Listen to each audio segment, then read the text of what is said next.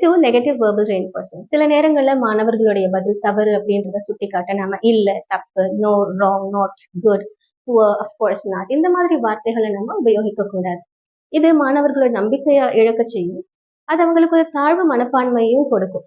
அப்புறம் அடுத்த முறை அவங்களுக்கு சரியான பதில் தெரிஞ்சாலுமே கான்ஃபிடென்ட்டா எழுந்து பதில் சொல்ல மாட்டாங்க. ஸோ அதுக்கு நாமளே ஒரு காரணம் ஆயிடக்கூடாது. சரி நீ உட்காரு, அடுத்த ஸ்டூடெண்ட் சொல்லு அப்படின்னு சொல்லக்கூடாது. அதுக்கு பதிலா நம்ம என்கரேஜ் பண்ணணும். இந்த கிளிப்பை பாருங்க. What's the question? You got a good question ask. It's coming. Good question you are asking. Yeah. How you are made? No, how to achieve our goals. Like how to achieve? Fantastic. How to achieve the goal? இப்போ sir இந்த ஸ்டூடெண்ட்டை you got a good question ask it's கமிங்னு சொல்லி encourage பண்றாரு இல்லையா? So இந்த மாதிரி students பார்ட்டிசிபேஷனை encourage பண்ணணும். இந்த மாதிரி என்கரேஜ் பண்றதுக்கான வேர்ட்ஸ், ஃப்ரேசஸ், சென்டென்சஸ் வீடியோ கடைசியில இருக்கு பாருங்க.